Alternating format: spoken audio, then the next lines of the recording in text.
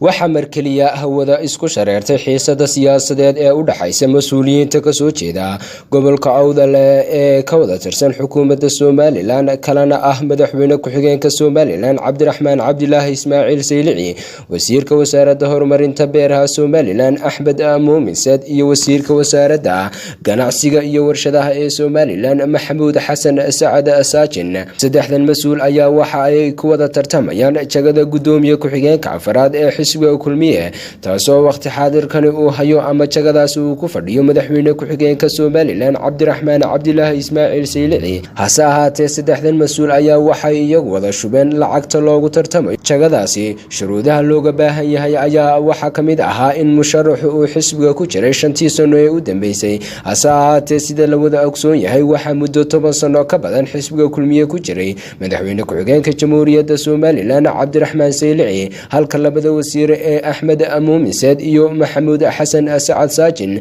ay iyaguna wax ka yar 5 sano ay ku jiraan xisbiga kulmiye, taasoo shuruudihii looga baahnaa uu buuxin waayay wasiirka wasaaradda horumarinta beeraha jamhuuriyadda Somaliland mudane Axmed Muumin Saad oo isagu shubay lacagta loogu tartamayo jagada gudoomiye ku-xigeenka afraad ee xisbiga kulmiye. hase ahaatee waxaana la garanaynin sababta wasiirka wasaaradda ganacsiga, warshadaha iyo dalxiiska Somaliland Maxamuud Xasan Sacad Saajin isagu shuruudaasi ay u qaban weyday maadaama muddo ka yar 5 sano uu xisbiga ka mid yahay, taasoo uu sheegay siyaasi Maxamuud Xaashi Cabdi oo maanta warbaahinta la hadlay oo xagugaal u ah xisbiga kulmiye, waxaana uu ka sheekeeyay waqtiga ay isbarteen madaxweynaha Somaliland mudane Muuse Biixi Cabdi iyo wasiirka ganacsiga Somaliland Maxamuud Xasan Sacad Saajin xilligaas oo ay ku kulmeen dalka Imaaraadka Carabta.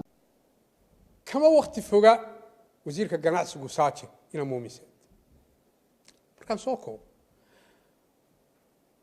waddanka Imaaraadka Carabta ayaanu tagnay annagoo wafdi ah.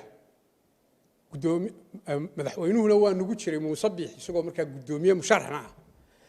waxaanu u tagnay Saleebaan Axmed Guuleed gudoomiyaha jaamacadda Camuud oo baanu ugu tagnay qaliin ka baxay hudheel noo reer Boorama aanu wada qadaynay uu ku jiro Saajin halkaasaanu ka soo hanuuninay oo ka soo kulmiyay maalintaa aniga Muuse Biixi oo isagoo benshan galay waliba aanu ku nidhi wardaad tan wax ka doonaysana kaalay ta dambe haddaad wax ka doonaysaa kaalay noo nala shaqee oo maanta reer Boorame iyo meesha qalcadda Jibriil Yoonis nala jabi ee kulmiye ka maqan yahay. saasay waa sanadkii ugu dambeeyay sidii uu ku soo dhoofay ku yimi ballankii fuliyay kulmiye la shaqeeyay. marka taasina waxaas waxay wada muujinayaan wax uun dee la iska canta tabanayo muxuu ahaa wax walbana waa la isogyahay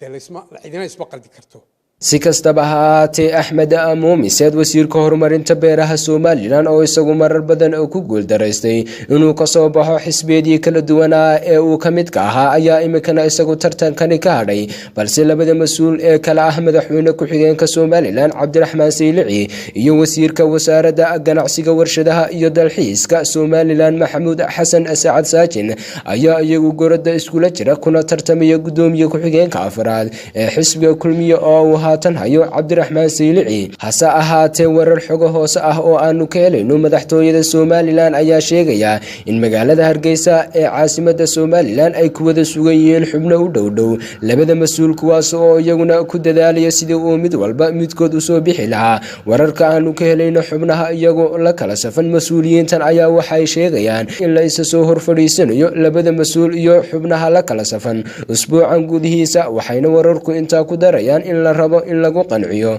madaxweyne ku-xigeenka Somaliland Cabdiraxmaan Cabdilaahi Ismaaciil Saylici inuu isagu ka tanaasulo tartanka loogu jiro jagada gudoomiye ku-xigeenka afraad ee xisbiga kulmiye, taas oo uu hayo waqti badan. hase ahaatee waxaanu ka dhur sugaynaa kulanka dhexmari doona labada mas-uul ee tartanka ku wada jira iyo xubnaha la kala safan ee ku wada sugan magaalada Hargeysa ee caasimadda Somaliland. Sikriya Cabdi Shafaar, Sikriya Saxane, magaalada Boorama.